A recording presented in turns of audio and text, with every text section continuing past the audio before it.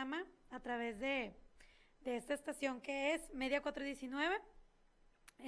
Pueden buscarlo como Media 419 en Livestream, así como canal Media 419 TV.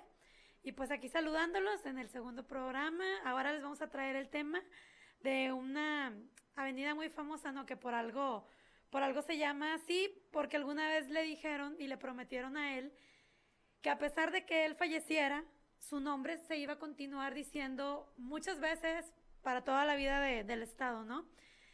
Y estamos hablando del médico, doctor Eleuterio González, más conocido como Gonzalitos, fundador del Hospital Civil, de la Facultad de Medicina, del Colegio Civil también formó gran parte y pues, ¿qué más les podemos decir, no? Entonces los saludamos y pues aquí está también Leonardo con nosotros.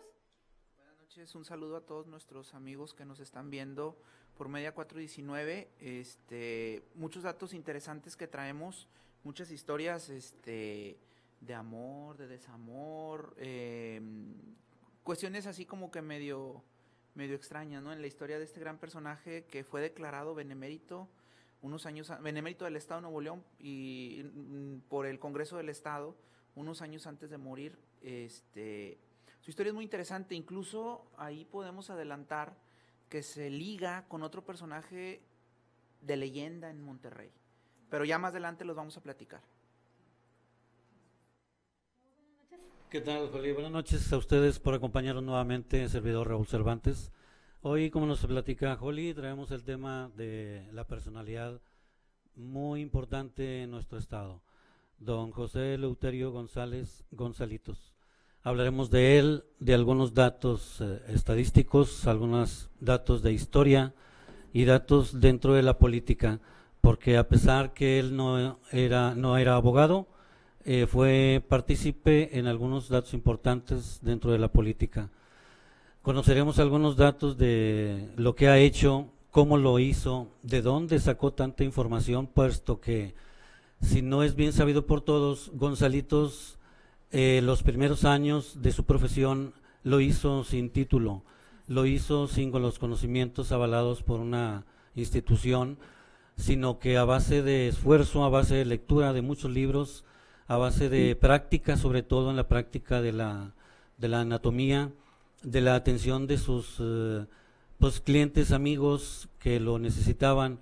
Entonces la práctica lo fue haciendo médico, tanto así que una de las instituciones importantes en San Luis y en Guadalajara le dieron el reconocimiento de médico sin título. Y de ahí veremos también más adelante el dónde y cuándo ya por fin logró tener su título como médico. Él se informó a base de muchos libros traídos de Francia, de Estados Unidos, de la misma gente conocida de aquí en México. Entonces él se instruyó bastante bien, con bastante afán, con bastante cariño de ayudar a la humanidad y lo logró. Aun y cuando no nació aquí en Nuevo León, él es un neolonés muy grato para toda la gente. Tenemos un hospital universitario que lleva su nombre. Llevamos una de las avenidas más grandes en Monterrey que lleva su nombre. Y así veremos algunos datos importantes de él. Adelante. Los tiempos cuando un título no te daba o no ratificaba tu capacidad, digo, a final de cuentas, incluso creo que tuvo participación a nivel Tribunal Superior de Justicia sin ser abogado, ¿no? Sí. Era cuando, bueno, la práctica hacía al maestro, no el título hacía al egresado, ¿no? Pero son datos muy interesantes que nos ayudan a entender cómo ha evolucionado también la educación, porque en la educación también participó de sobremanera José Eleuterio González, formando cátedras, iniciando cátedras en varios rubros, incluyendo la historia. Sí. Entonces, pues sería interesante poder empezar a platicar quién fue José Eleuterio González, ¿no? Sí.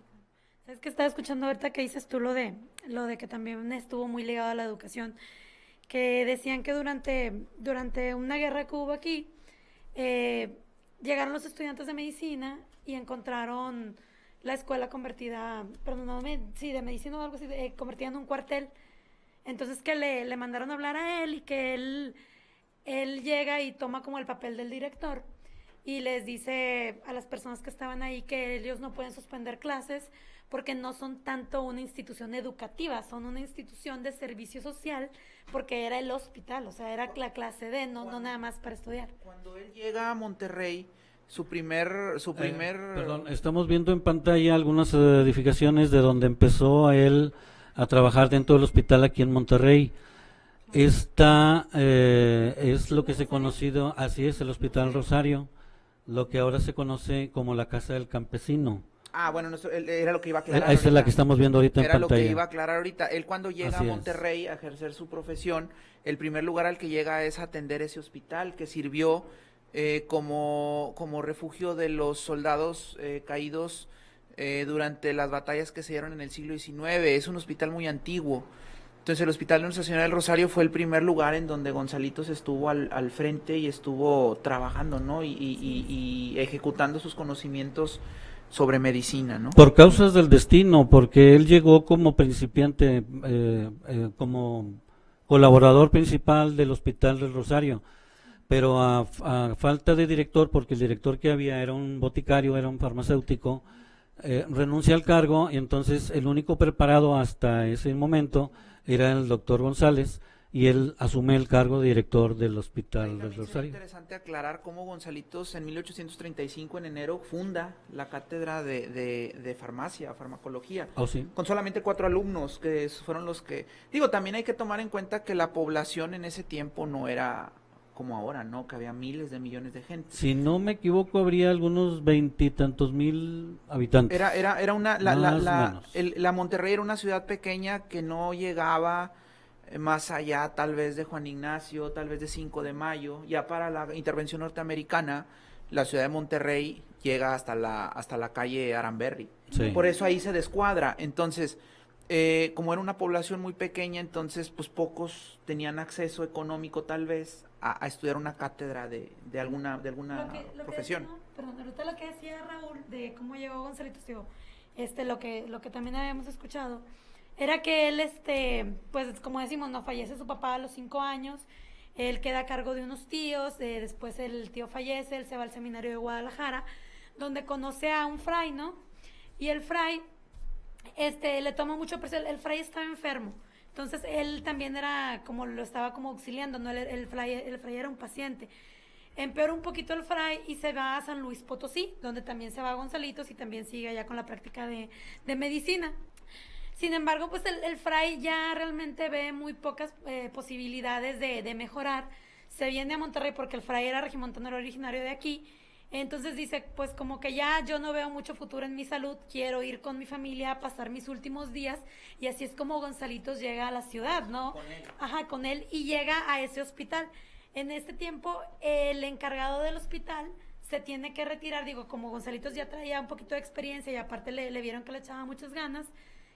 Cuando se va esta persona, él fue como que el más indicado para quedarse, a pesar de, como decimos, de no tener título de medicina ni estudios tan fuertes ya. Aclarar que su padre participó en la revuelta de independencia, ¿no? Sí. Fue un dato ahí interesante, que de hecho muere por esas causas, ¿no? Por andar en la lucha, ¿no? Así es, en ese entonces Monterrey carecía de muchas cosas, de médicos, de enfermeros, de conocimientos sobre la farmacología, conocimientos quirúrgicos. Entonces, de esa manera, el doctor González se llega a la confianza de todos, puesto que era el más capacitado en la época. Y lo que faltaba también, que se daba cuenta él, era gente que supiera de farmacia, de botica, del término antiguo. Entonces él se dedicó una cátedra sobre farmacia, puesto que los únicos conocimientos que había y más cerquitas eran en Tampico. Mira, estamos viendo ahorita imágenes del hospital Del universitario, hospital el universitario, actual edificio, ¿no? que es un edificio muy bonito que está dividido en varias salas, que también tiene un museo dentro de la Facultad de Medicina. José Antonio Olvera, que es el encargado ahí de del la Facultad del de museo, Medicina. del museo. Pues ahí también de las prácticas que se realizaban, con los objetos que en ese tiempo pues eran con los que se contaban. El Hospital González, no sé si alcanzó a ver bien, perdón, si es el Hospital González. Sí, que ahorita estábamos platicando de su ubicación, ¿no? Que estaba más o menos aproximadamente por donde estaba el hospital de zona, número 21, que está ahí por 5 de Mayo, Pino Suárez, Si alguien tiene más datos también, nosotros hemos encontrado muchos datos que nos dicen que ahorita es por donde está la estación del metro en una arcada, y alguien más nos dijo que no, que es donde está actualmente el hospital de zona, y de hecho también nos han dicho que estaban más por el lado de Juan Ignacio, que por ahí, perdón, que por ahí estuvo ahí los restos mortales de Gonzalitos en ese hospital, ya después creo que fueron trasladados. Sí, cuando falleció se llevó a la capilla del Hospital Civil, y posteriormente se trasladaron a la Facultad de Medicina, donde reposan actualmente. No sé si de las pocas facultades en el mundo, o por lo menos en la ciudad, no sé de alguna que tenga los restos de su fundador ahí sepultados. Cabe mencionar que se inició el hospital con cerca de 16 camas, creo, si no me equivoco, y ahorita el hospital universitario, bueno, pues ya rebasa los 800 con diferentes especialidades. Hay una anécdota, quiero aclarar 2 puntos. El primero, el objetivo de Gonzalitos era crear, como dice Raúl, personas especializadas en farmacología para el noreste del país. De tal modo que de los 4 estudiantes que él graduó, uno se fue a San Luis, el otro a Ciudad Victoria, el otro a Linares, y el otro se queda en la botica del hospital. Entonces fueron distribuidos. Y otro dato interesante, bueno, lo recupero ahorita, porque se me fueron las cabras. Entonces, pero sí es importante eso, su visión en cuanto a la educación era eso, ¿no? O sea, crear profesionistas para poder tenerlos y distribuirlos en las zonas del noreste del país, ¿no? Antes de continuar, quisiera mandar un saludo muy afectuoso a todos los que nos siguen en Ciénega de Flores.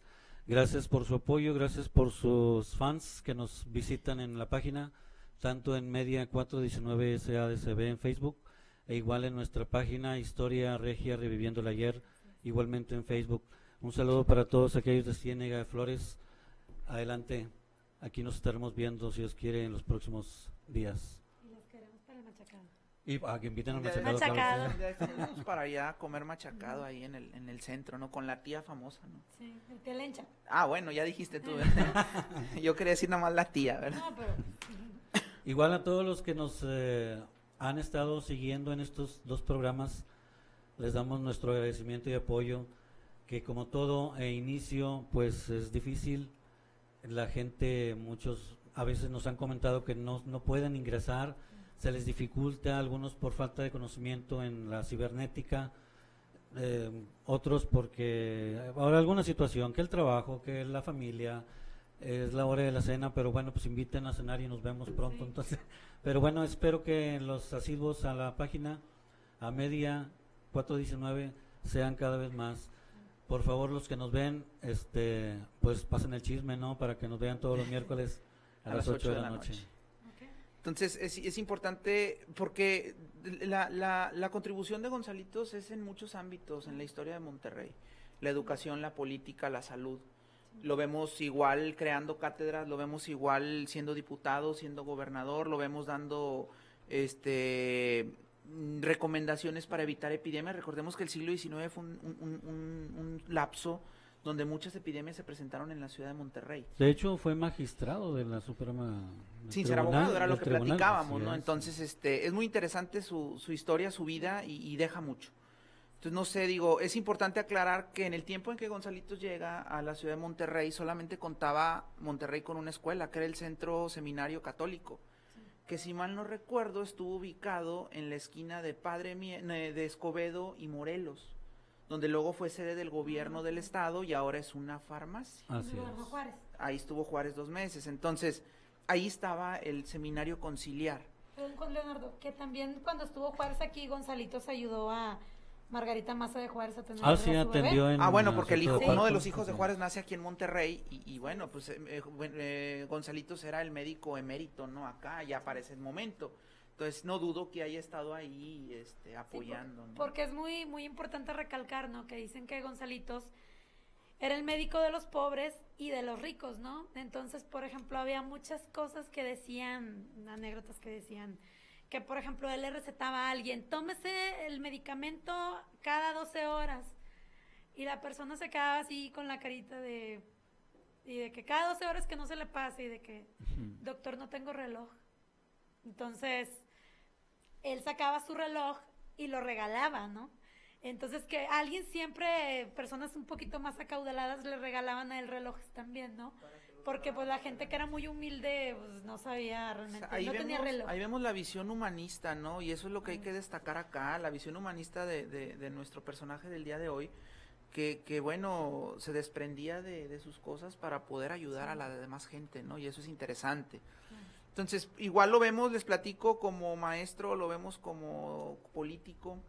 En un tiempo, en 1841, el 23 de diciembre, es nombrado por Santiago Vidaurri, que en aquel entonces fungía como secretario de gobierno, como el único, bueno, a él y otras 2 personas como facultativos para poder decidir quién sí participaba en una guerra y quién no, por medio de certificados médicos. Entonces, vemos en el Archivo Histórico de Monterrey muchos documentos firmados por él en donde aclara: fulanito de tal no puede participar en la guerra porque tiene este problema médico, porque tiene este problema de salud. Entonces es parte de los trabajos que él hizo también para poder fortalecer las fuerzas militares del estado de Nuevo León, ¿no? Así es, en el mes de agosto, recordemos, en el mes de agosto de 1833, aquí en Monterrey se presentó un caso de cólera morbus muy trágico, muy fuerte. Para esto, en noviembre de ese mismo año de 1833, el doctor González es cuando llega a Monterrey. Le toca atender algunos casos de cólera morbus ya en sus finales de atención de esos enfermos, y cabe mencionar que hubo alrededor de 5,000 muertes por esa causa. Esto representaría para la época más o menos el 20% de la población de Monterrey. Igualmente podemos relacionar la vida de Gonzalitos aquí en nuestra tierra de la invasión norteamericana de 1846. Claro, mucha gente le reclama en cierto modo haber sido a Cadereyta, ¿no? Sí, claro. Exactamente. Pero bueno, es parte del... Lo que pasa es que Cadereyta es donde tenían la mayor número de lesionados o heridos de la batalla, ¿no? Entonces ahí le achaca, ¿no? Que se fue. Que huyó, Pero bueno, fíjate, si hubiera fallecido, no tuviéramos universitario y no tuviéramos tantas Creo que se hubiera truncado una serie de proyectos que le dieron a Monterrey otro rumbo en muchos aspectos. Creo que sin el afán de protegerlo por ser nuestro invitado histórico el día de hoy, sí creo que fue decisivo el hecho de que hubiera huido, o se hubiera ido, como le queramos llamar. Protegido su familia simplemente, ¿no? Entonces, sí, pensemos en que salió a protegerse, ¿no? Igual a proteger a los heridos, ¿no? Y valió la pena porque, como dice Idalia, hubiéramos perdido una eminencia en el rubro de medicina, y no sé qué rumbo hubiera tomado ese tema en el estado, ¿no? Que ahorita es de las más importantes. Sí. Hablar de medicina en Nuevo León es muy importante, es de las más importantes de Y él establece las bases, ¿no? Él establece las bases, ya que, por ejemplo, lo que usted decía, él vio mucha gente muerta, él vio mucha gente en sus últimos momentos. Eso lo motiva el 29 de noviembre de 1858 a pedirle al municipio de Monterrey una merced de terreno para establecer el famosísimo colegio civil, hospital civil, ¿sí? Como consejero de salubridad en aquel momento hace esta solicitud, y la cual es aprobada, y bueno, se le entrega ese terreno que es donde estuvo antiguamente el hospital civil, las fotos que vemos, ¿no? Hospital José Eleuterio González, no era el hospital civil. Sí, así es, no era hospital civil todavía. Este dato es interesante, recuperado del Archivo Histórico de Monterrey, en donde, bueno, habla un poco del interés de Gonzalitos por hacer que la medicina evolucione, progrese en el estado, ¿no? Hay algunos datos que algunos autores manejan en el que hay alguna diferencia, voy a mencionarlas. Nos comentan algunos autores que el lugar propicio que nos comenta Leo para instalar el hospital civil está ubicado, es el ubicado donde ahorita está el hospital de zona. La 21. La 21. Pero referimos, y checando datos, específicamente está sobre la calle 15 de Mayo, entre Pino Suárez y Cuauhtémoc, pero sobre la acera norte. El hospital de zona está en la acera sur de 15 de Mayo. Originalmente se sabe que el primer hospital civil fue en la acera norte del 15 de Mayo. Donde mencionas las arcadas, ¿no? Donde están unas arcadas. Que pasando por fuera la puedes ver. Porque hoy es donde está una clínica pequeña de ortopedia. Pero es particular, no es del seguro. Si alguien de los televidentes tiene algún dato, no sé si podamos dar el número de de celular para que nos puedan llamar y nos platiquen, ¿no? ¿Qué tanto conocen o qué tanto recuerdan? Bueno, que les hayan contado, ¿verdad? Sobre este tema. Así los invitamos. No sé, Raúl, si tenga el número disponible para poderlo, o ahorita en unos momentos lo checamos. Yo aquí lo traigo. O si hay alguien también que por su gusto haya estudiado a Gonzalitos, ¿no? Que sabemos que es una figura muy importante en Nuevo León y seguramente tendrá gente que lo admire y que lo siga, y a lo mejor haya podido también dar con este dato específico, ¿no? Nosotros hemos visto en varios blogs y en varios foros esas dos direcciones, ¿no? Que puede ser norte o sur. Aquí la idea también es que la gente participe, nos platique, no nada más responder esta duda o esta situación de dónde estuvo ubicado, más cosas que quieran participar. No sé si ya tengamos el número, Raúl. Sí, el teléfono donde se pueden comunicar es el 8114-860175. Repito, es número de celular. 8114-860175. Si nos gustan llamar, hacer alguna aclaración, una observación o algún dato importante que crean que demos a conocer, con todo gusto atendemos. Pues simplemente saludarnos, ¿no? Sería muy grato y me encantaría la idea, me motivaría mucho y me emocionaría mucho que nos hablaran para saludarnos, para darnos una opinión sobre el programa pasado, sobre qué piensan, qué sienten en relación a Historia Regia, ¿no? Reviviendo el ayer. Entonces, y también, bueno, también tenemos la plataforma de Facebook, ¿no? Y ahí Leo Aguirre nos dio un like, Catalina Ramírez también nos dio un like en la publicación que hicimos de la liga donde podemos vernos. Entonces, si alguien más quiere platicarnos, quiere darnos like, qué padre, ¿no? Me fascina la idea. Lo que a mí el Ciénega de Flores, gracias, un saludo a todos nuevamente, nos reporta aquí nuestro productor que ya nos... En Anáhuac, un saludo a todos los de Anáhuac. Más joven del estado, 1933, si mal no recuerdo. ¿Tiene su geografía así como en redondo? Sí, el centro es así como que redondo, ¿no? Y ahí está la famosa frontera, ¿no? Qué amables de su parte el escucharnos y vernos. Igual, llámenos o envíenos un WhatsApp a este número que les pasamos. ¿De también? qué temas desean saber de su municipio o qué temas les gustaría conocer de otros municipios? O invítenos. Invítenos allá a sus municipios para conocer, que nos cuenten sus historias. Para nosotros es muy importante hacer historia oral, no nada más historia documentada. La historia oral nos da mucha tela de donde cortar para hacer infinidad de cosas, ¿no? Ahora, González, el doctor González o el doctor Gonzalitos, el por qué Gonzalitos se le dice o se le empezó a decir Gonzalitos. Era porque era una persona de baja estatura, regordete, y otra es de que desde muy pequeño él ejerció la medicina como si fuera un médico egresado de la universidad, o sea, por eso el diminutivo de Gonzalitos. Ahora no sé si al año 2011 estén viendo algunos historiadores que nos saquen de la duda. Yo tengo el posible nombre completo de don José Eleuterio. Es José María Raimundo Eleuterio González Mendoza.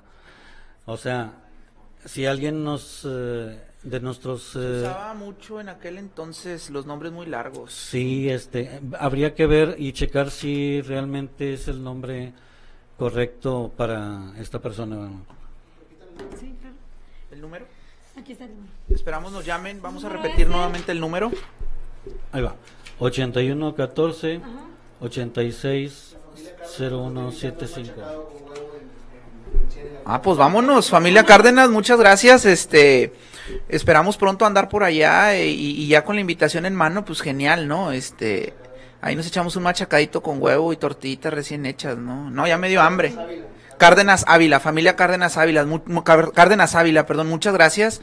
Esto nos fascina, nos gusta y vamos a llegar rodando, pero ahí vamos a llegar, ¿no? No, bueno, nos vamos a regresar rodando, ¿no? También les recordamos que vamos a estar próximamente publicando la liga para el programa semanal, el pasado, y pues esto también para que nos vean. Pero bueno, pues no hay nada como en vivo, ¿no? La idea es que nos vean en vivo, sí, para poder interactuar. Nuestra idea es interactuar. Ya verlo repetido, bueno, está padre también, pero la idea es aquí interactuar nosotros, ¿no? Que nos platiquen. El grupo Historia Regia, como lo platicamos en el primer programa, es un grupo de amigos y hagan de cuenta que estamos platicando en el chat, pero pues ahora más a la antigüita, ¿no? Por el teléfono, Sí. porque ya el teléfono quedó en el pasado un tanto, ¿no? Entonces ya ahorita es el chat, el WhatsApp, etcétera, entonces... Oye, pues un poquito lo que dicen en el meme, ¿no? Que dicen, ya inventaron los mensajes de texto, ahora se mandan audios. Si siguen así van a inventar el teléfono. Otra vez va a volver, Pues ya te va a volver a mandas revivir, audios, ¿no? va a volver a revivir, ¿no? Sí. Entonces, sí, llámenos, platíquenos qué piensan del grupo, qué piensan del tema, si hay algún tema que quieran proponer, si nos quieren invitar a algún lugar, también vamos Sí, con claro. todo gusto, ¿no? Y bueno, continuando con Gonzalitos, como secretario de Salubridad en 1866, que fue una época también de muchas epidemias, como lo menciona Raúl, epidemias de cólera, epidemias de fiebres, les llamaban ellos, fiebres intermitentes, propone 4 puntos para poder evitar que esas epidemias se den. Una, quitar el degolladero que estaba situado muy cerca de la catedral. Sí. El degolladero que no es otra cosa más que donde los animales se sacrifican para consumo. Otra era que en la calle había muchos perros muertos. No había la cultura actual del cuidado animal y no había la cultura actual bueno, el perrito se muere, mucha gente lo lleva a incinerar, otra lo entierra, otra lo tiran en la basura de perdido. Entonces en aquel entonces la gente tiraba a los perritos en la calle, los animales muertos, y eso generaba mucha contaminación. Otro dato también que proponía era que una tarjea que pasaba por la calle del Comercio hacia el río fuera desecada, porque se acumulaba el agua y ahí se hacían zancudos, que eran los transmisores o vectores, le llaman los doctores, de las enfermedades, ¿no? Y finalmente, y ahí lo platicamos ahorita con Raúl, parte de que el arroyo Santa Lucía se haya desecado en este tiempo fue propuesta de Gonzalitos, ¿no? Sí, gracias a Gonzalito nos quedamos sin ese canal, pero bueno, como dices tú, valió la pena porque había mucha infección. De hecho, platicábamos que allá por la zona de donde terminaba hacia el oriente, el canal, era una zona tipo tiradero de basura, ¿no? Donde las crónicas dicen que perros, hasta bebés, ahí iban y los tiraban. Sí. Me parece que él también fue de los que pedían, o más bien el que pedía, que se sacaran a los panteones de la ciudad. Ah, bueno, Entonces también fue digo, de la ciudad, o sea, hasta Venustiana. del primer cuadro. Allá en Es la que orilla de la ciudad. volvemos a insistir, ¿cuáles eran los límites en ese entonces? La calle, la ciudad no llegaba más allá de Juárez, al poniente, Y al oriente. recordemos que las iglesias, la religión controlaba mucho anteriormente estos casos y hasta los panteones los hacían ahí a la vuelta de la esquina, a la vuelta de la iglesia. Incluso entonces. panteones dentro del primer cuadro de aquel entonces está el panteón de la catedral, ¿De la Purísima? que estaba en una zona donde está ahorita Marco. El panteón de San Francisco, del convento franciscano de San Andrés, más bien dicho, que estaba donde ahorita está el actual Palacio Municipal. El panteón que estaba atrás de la Purísima, Sí, como dice Holly, Purísima. o bueno, Idalia, bueno, ya Sí, la ya. conocemos distintamente, ¿no? Entonces, panteones que pues bueno, alteraban un poco la salud pública, ¿no? Más por de la los gente. procesos, ¿no? Que no se hacían los mismos procesos para Sí, sepultar como a una los persona actuales, como ¿no? ahora, Ya nos platicaba Magdalena Ollervides, que le mandamos un saludo, ojalá nos esté viendo, cómo eran los procedimientos para poder enterrar a una persona, una velación previa de 3-4 días con la esperanza de que revivieran, ¿no? Porque enterraron a mucha gente por una epilepsia, le llaman, que luego revivía y pues ya estaba ahí abajo y ya, pues ahí se siempre, quedó, ¿no? Siempre que alguien menciona eso, piensas en Joaquín Pardavé. Sí, Que fue el que... es el caso más documentado que en encontraron. donde lo encuentran boca abajo y con toda la cara rasguñada, entonces se supone que bueno, fue enterrado sucedió, vivo. ¿no? Gracias a Gonzalitos muchas cosas tenemos ahora. Él fue también uno de los precursores, si no fue el precursor de las escuelas normales, También. formadoras de maestros en Monterrey. En ese entonces había solamente 2 escuelas primarias que le llamaban en aquella época escuelas de primeras letras, Las Sí. escuelas de primeras Sí. letras. pero desaparecieron por algunas razones que no tengo a la mano para comentarles. En esa época, en 1834, fue cuando era nuestro gobernador Manuel María del Llano, que justo es decir, Manuel María del Llano estudió médico, o sea, él sí era médico egresado de la Escuela de Medicina de la Ciudad de México, Sí. pero él pues le dio por el lado político, política, le dio por la la veía. política, así es. Muy interesante, Muy sí. válido también. No, no, y se vale, Sí, ¿verdad? claro. Digo, pues Gonzalitos anduvo en todos lados también, Sí, ¿no? sí. Entonces, es muy interesante analizar todos estos puntos porque, no, bueno, no sé, sí me gustaría que la gente nos llamara para saber si conocía estos datos, ¿no? O Sí. si conoce otros O datos. si conoce otros y O nos si los puede conoce otros, compartir, sí. ¿no? Y hablando de eso que usted habla, Raúl, también me encontré un dato muy interesante de que fue maestro de historia en el ¿sí? Colegio También. Civil, Ah, sí, sí. Gonzalitos, También. allá por 1868. Sí. Dato encontrado en el Archivo Histórico de Monterrey, en donde, bueno, no quiero imaginar, o sí quiero imaginar cómo eran sus clases, ¿no? No sé, me motivaría mucho haber tomado una clase con él Sí. de historia, ¿no? No sé qué más datos haya, no sé si tengamos video todavía. No. Veremos a continuación el reportaje de la Hacienda San Pedro en nuestro- Suazua. Nuestro recorrido que Nuestro recorrido. ahí nos habla Antonio Guerrero Aguilar, cronista de Santa Catarina, nos da una opinión de nuestro grupo Historia Regia y nos habla un poco de lo que fue la Hacienda San Pedro, ¿no? Cómo fue su evolución histórica. Entonces, y ahorita nos dicen ¿a qué hora lo tenemos? Adelante. Ya está, vamos a verlo. Lo vemos. Nos quedamos en silencio porque va a hablar Antonio.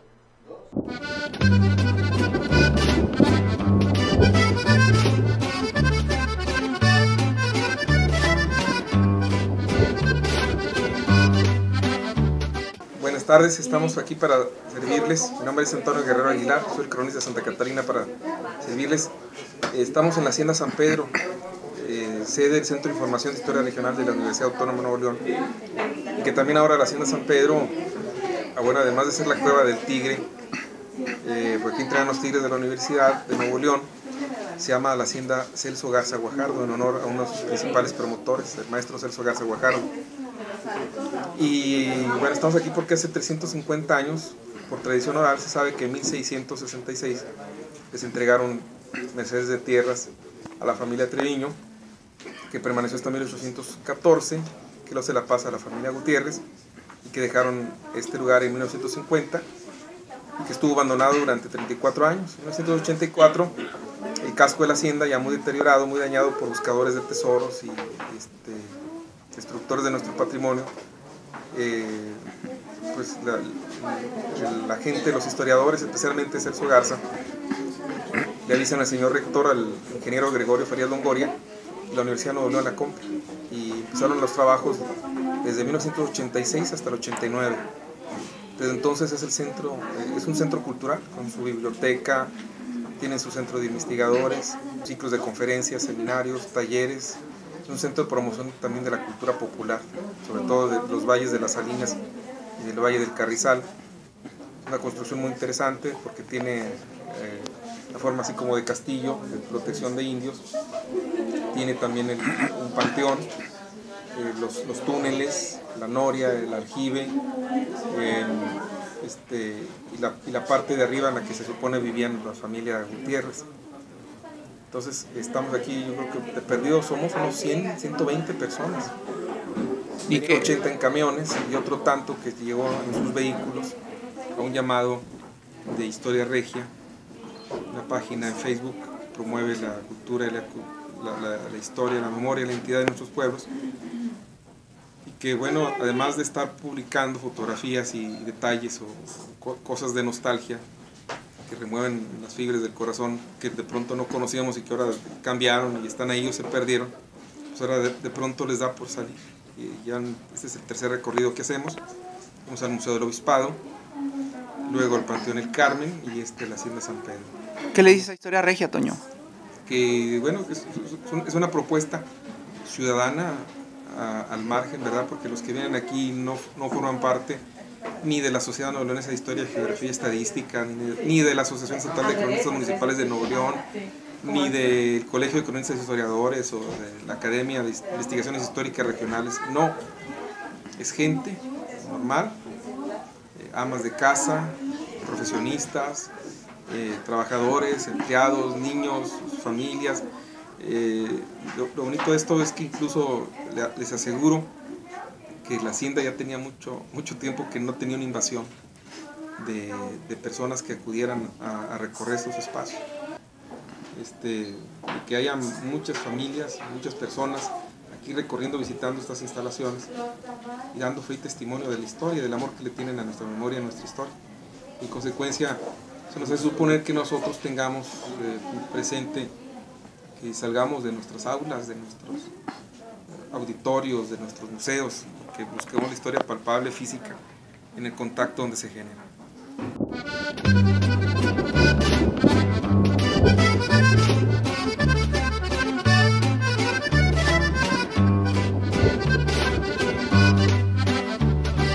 El video está muy interesante, todo esto que nos platica nuestro maestro Antonio Guerrero Aguilar. Quiero mandar saludos, ya recibimos algunos saludos aquí de la señorita Fabiola. Nos pide que si programáramos una plática de la Iglesia Dulces Nombres de aquí de Monterrey, o también agregar al Colegio Franco Mexicano que se fundó en 1905. Claro, Muy bien. de Garzada. Sí, así es. Pues muy bien, sus pedimentos serán bienvenidos y haremos todo lo posible. También nos envían saludos del centro de San Nicolás. Muchas gracias a todos San Nicolás. Muchísimas gracias por los saludos. También la familia Cervantes García nos saluda y nos envía saludos y buena vibra desde Nebraska, de Estados Unidos, en los United States. Okay, ahorita que mencionaron el dato de la Capilla de los Dulces Nombres, es bueno comentarles para cuando anden por ahí por Doctor Cos, que por ahí estuvo la casa de Gonzalitos, ¿no? Cierto. Ahorita es un estacionamiento que está entre que es Matamoros y Padre Mier. Sí, está, por ejemplo, la iglesia de los Dulces Nombres, el terreno que todo ese que lo cubre vacío, y enfrente está un estacionamiento muy grande, muy profundo. Ahí era donde vivía Ahí hay una Gonzalitos. placa. Sí, sí, Ahí hay una placa. En la parte sur del estacionamiento está, bueno, la parte sur Sí. me refiero yo a la que está pegada hacia el río. Sí. Ahí está la placa y ahí podemos constatar que ahí precisamente vivió José Eleuterio González, que luego ya más adelante traeremos la historia romántica, porque también hay una historia romántica muy interesante ahí, con la señorita Carmen Arredondo, Sí. que vivía en Raimundo Jardón, entre Diego de Montemayor y Doctor Cos. Pero bueno, lo platicamos más adelante, ¿no? Todavía tenemos tiempo y mucho material. El mes del amor y la amistad, la historia romántica. Claro. Y bueno, casualmente digo, nos pusimos a platicar de a quién queríamos, ¿no? Del personaje del que queríamos platicar y pues decidimos que de Gonzalitos, pero a lo mejor no tenemos tan claras las fechas, ¿no? Que el 20 de febrero es aniversario de su natalicio, ¿no? Vino a ¿sí? coincidir bastante. Bueno. ¿Sería su 203 aniversario? Nada Entonces más. aquí estamos, bueno, de una forma de honrarlo, ¿no? De recordarlo y tenerlo vigente en la memoria colectiva de la ciudad de Monterrey y de todos los mexicanos que anden fuera del país, ¿no? O sea, porque a final de cuentas Gonzalitos fue una persona tal vez muy local, pero que tuvo participación también a nivel nacional con sus aportes, ¿no? Entonces también podemos aclarar que por medio del decreto número 8 del Congreso del Estado es nombrado gobernador constitucional de Nuevo León por haber obtenido la mayoría de votos. Cito literal el documento, ¿no? Que tomando cargo el 4 de diciembre de 1872. Entonces, este documento o esta información es directamente extraída del Archivo Histórico de Monterrey. Entonces, y también ya posteriormente ratificado como benemérito del Estado de Nuevo León por el 23 de octubre de 1873. Este dato es interesante porque está en el archivo del Congreso del Estado de Nuevo León. Que fue nombrado en vida. Sí, muere en el 1888 y es nombrado en 1873. Entonces, qué bueno que hubo la oportunidad ahora sí que como dice el poema, ¿no? En vida, hermano, en vida, no, Así es. no ya muerto, ¿no? Comentando aquí con el compañero, mencionábamos antes del programa que fue nombrado el benemérito de Nuevo León en 1867, se conoce una ratificación en 1873, pero bueno, por cuestiones políticas. Es un procedimiento para hacer esas cosas. Primero se propone al ayuntamiento, al estado, y luego el Congreso lo ratifica, ¿no? Igual en vida se le da el nombre de Doctor González al municipio, a un municipio de Nuevo León. Entonces, qué bueno que se dio que hubo la oportunidad de que pudiera él en vida disfrutar de estos reconocimientos, elogios, como le queramos llamar, porque pues ya ha muerto, ¿para qué? Sí. A final de cuentas. Sí, pero eso te da a entender La importancia. exactamente, porque dices, bueno, ¿a quién le dedicas el nombre de un municipio, de una avenida, de un hospital. Sí, exacto. Bueno, el hospital lo fundó él y todo, pero... Bueno, un tiempo ¿qué se fue? llamó Doctor González, el hospital, y ahorita se llama Sí. universitario, porque la Universidad Autónoma de Nuevo León toma las riendas y bueno, pero deja sentadas las bases para las, como dice usted, las escuelas primarias, para la Universidad Autónoma de Nuevo León, con el Colegio Civil, que es el recinto iniciador de esa aventura llamada antiguamente Universidad de Nuevo León, ahora Autónoma de Nuevo León. Ahora Autónoma. Entonces, es muy interesante. Aquí yo quisiera ahorita ver si tiene más datos, Raúl, interesantes, porque ya mis 2 datos que tengo son de la relación que le platicaba con un personaje muy interesante, un héroe, un Robin Hood regio. Ahí hay una anécdota muy interesante y hay otra anécdota amorosa, ¿no? Que sí quisiera compartir. Entonces, no sé si hay más datos por ahí con usted de su biografía. Si no, pues para ya darle paso porque nos falta... ¿Qué nos falta? Si bien yo puedo leer un poquito de las palabras que... Bueno, recordando un poquito, todo el amor a la medicina, comentábamos hace un ratito que por ejemplo, los estudiantes de medicina y los egresados son personas muy orgullosas de su facultad, porque como comentábamos ahorita, ¿no? ¿Quién tiene al fundador de su facultad? Alguien que está de más decirlo, pero ¿por qué no decirlo? Gonzalitos, después de lo que nos platica Leo, de una decepción que tuvo amorosa, no vuelve a casarse, y todo lo que él posee lo dona para el hospital, para la facultad, porque volvemos, él era lo que amaba, era como su proyecto de vida. Y por ejemplo, tengo aquí dos frases que me gustaría compartir con ustedes. Una que dijo... imágenes, perdón que te interrumpa, claro. Imágenes del hospital. Imágenes antiguas del hospital. Entonces ahí con lo que platicas y podemos estar viendo las imágenes, ¿no? Ok, entonces dice: esta escuelita será un instituto que traerá con el tiempo muchos bienes y honor a nuestro estado. Se refería a la Facultad de Medicina. Y bueno, también recordemos que él falleció sin poder ver. Ahorita también es un dato que diferentes autores manejan, que falleció sin poder ver. Otros dicen que cuando fue a Nueva York fue a operarse de la vista y que al parecer la recuperó, pero no sabemos si nada más de un ojo y de otro no. Entonces a eso va un poquito las palabras que les voy a compartir. Dice: ya que me ha sido tan propicia la fortuna, que he llegado a haber cumplido el más ardiente deseo de mi corazón, pues he visto plantada en Monterrey una escuela de medicina y he visto los buenos y abundantes frutos que produce.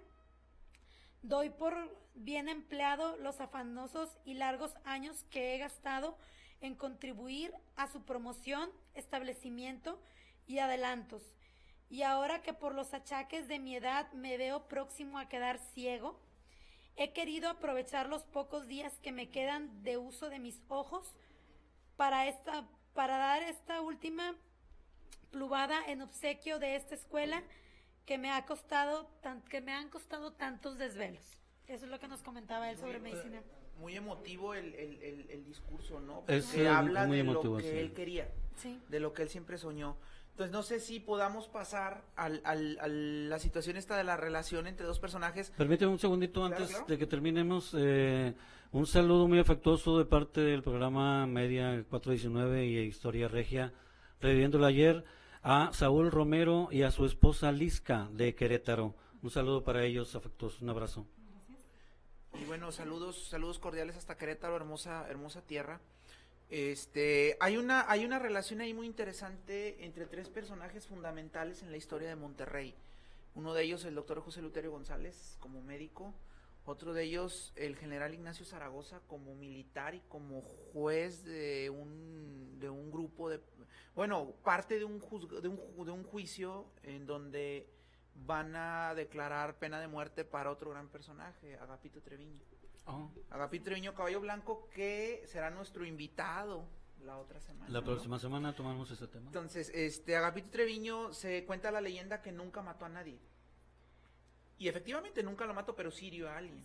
Entonces ahí se habla de que en mayo de 1854 vino de pesquería una persona con ciertas heridas de la Villa de García, Pesquería Grande Villa de García, que vino Juan José García para atenderse una herida de bala y fractura de antebrazo derecho con rotura de ambos huesos, durando su curación más de 15 días, y diciendo que fue asaltado por Agapito Treviño. Entonces José Eleuterio González, como médico que le tocó de todo, ver de todo, entonces emite un certificado médico en donde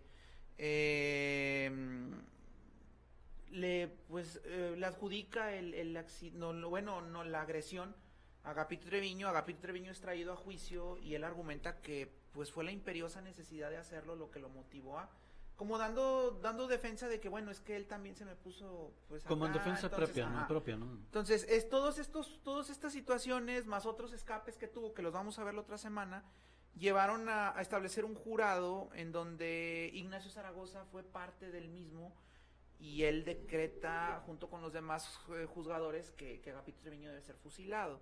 Entonces, ahí se entrelazan tres historias muy interesantes de tres personajes fundamentales. Ya más adelante podremos hablar de Zaragoza. Una historia muy interesante, sobre todo de amor, ¿no? Sí, Muy bonita, ¿no? con Rafaela Padilla. Entonces, más adelante lo podemos tratar. Por el momento dejamos aquí abierta esta puerta para que sepan más o menos de lo que vamos a tratar el próximo programa con Agapito Treviño, ¿no? Y bueno, la historia de amor, ¿no? La historia de amor que bueno, Gonzalitos le toca vivir con su esposa, Carmen Arredondo, hija de Joaquín de Arredondo, que era el teniente de las provincias internas de Oriente, capitán general de las provincias internas de Oriente durante el proceso de independencia. Del proceso de independencia. Él fue enviado acá a sofocar las rebeliones principalmente de los insurgentes, ¿sí? Entonces se casa con ella, pero pues bueno, no fructifica este matrimonio. Carmelita se va con Joaquín de Arredondo, que era el encargado de la plaza, venía de San Luis Potosí, encargado de la plaza para contener las invasiones de los tejanos, que cada vez más se apropiaban del terreno del sur de Estados Unidos, del actual terreno de Estados Unidos, y pues andaban como que queriéndose brincar para acá, para de este lado, ¿no? Entonces, Arredondo cumple con su función acá, se lleva a Carmelita a México porque es presidente, pero al terminar su presidencia, pues abandona a Carmen, ¿no? Carmen Arredondo. Entonces, pues ya un poco triste, Carmelita pues vuelve a intentar regresar con Eleuterio Gonzalitos, y pues le dice que no.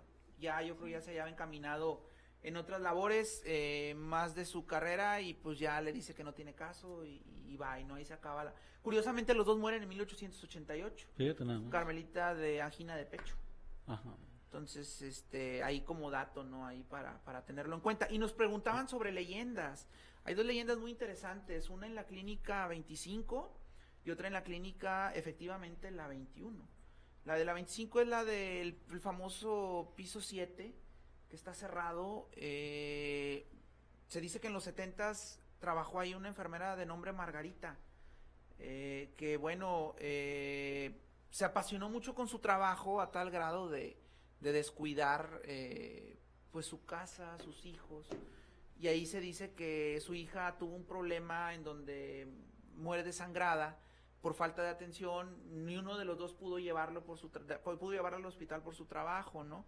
Entonces la niña muere y obviamente el esposo le reclama, le quita la custodia del otro hijo, y esta señora empieza como que a frustrarse y a dañar a los pacientes del famoso piso 7.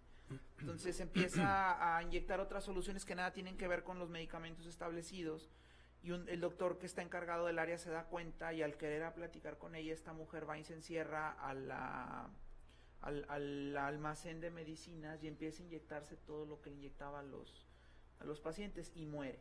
Entonces ya después se dice que se comenta, ¿verdad? Yo nunca he estado en esa clínica.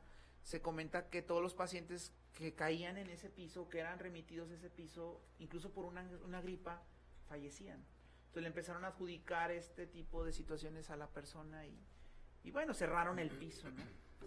Y en la 21 se habla de la famosa planchada, que en muchos hospitales de la República Mexicana existen, y se habla de ellas en relación a una mujer muy arreglada, muy bien arreglada en su uniforme de enfermera, ¿no?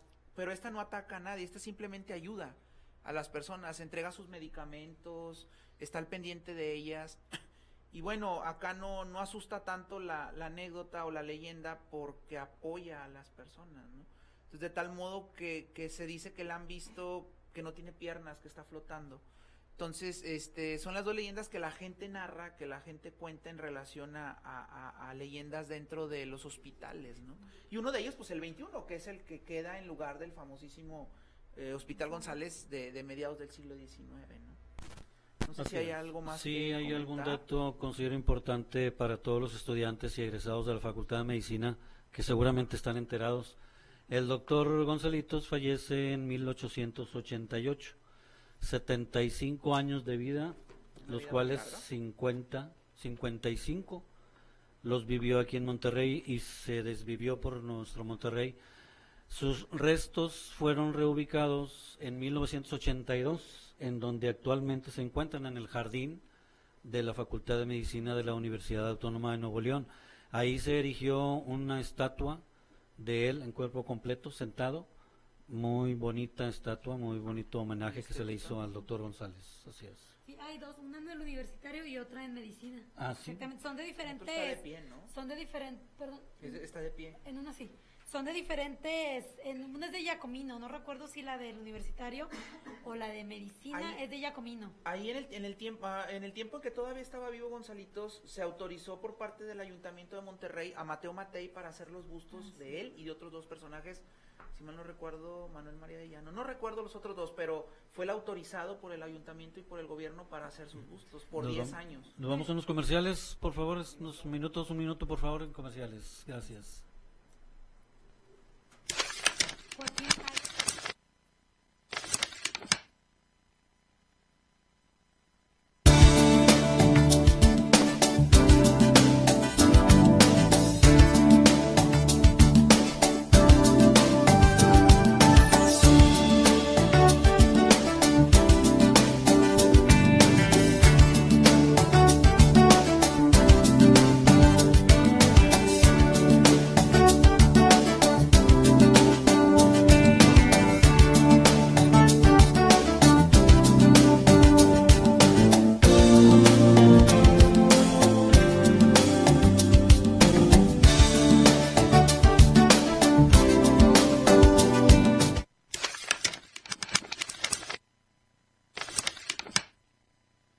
Bueno, ahí vimos ahorita un comercial de nuestros amigos de Britersa.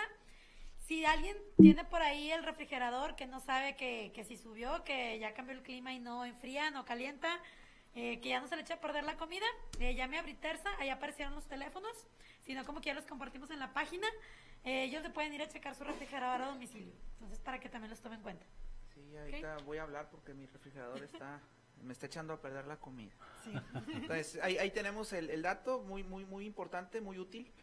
Entonces, ya para cerrar, compañeros, ¿qué podemos decir de Gonzalitos, pues un nuestro poquito invitado de hoy? Perdón, de lo que comentabas de Carmen Arredondo, habrá que ver que él, aún siendo, pues digamos, traicionado por ella, pues vaya auxilia. En el parto, ¿verdad? Así es, Sí, sí. Entonces, todo un caballero, ¿no? Va y la auxilia en el parto. Antepone sus intereses personales por los profesionales. Sí. De Yo lo veo hecho, por ahí. fue llamado para atender a una persona que estaba grave y resulta que era su contrincante Sí, amoroso. rival, sí. Wow. Lo atiende Sí, y también. sin protestar alguna le da su tiempo por varios días hasta que sanó y cumplió su labor médica. Y tomar en cuenta que Mariano Arista amenazó con sacarlo de la ciudad Sí. en una ocasión. Y fue quien le salvó la vida. Bueno, Nos les despedimos. recordamos que pues Historia Regia Reviviendo el Ayer, nos buscan en Facebook, se unen, nos acompañan a la reunión y luego les pasamos las fechas. Y pues gracias también a Media 419 TV. La otra Saludos semana a mis hijos Raúl, Melissa, Fabiola, mi hija, mi nieta Anet, por favor, saluditos. a mis alumnos también, mucho gusto que nos estén viendo, a mis alumnos de la Metropolitana de Monterrey. La otra Hasta semana luego. tenemos regalo, Nos estas estamos revistas viendo. para checar. Gracias bien por eso. vernos la Gracias. próxima.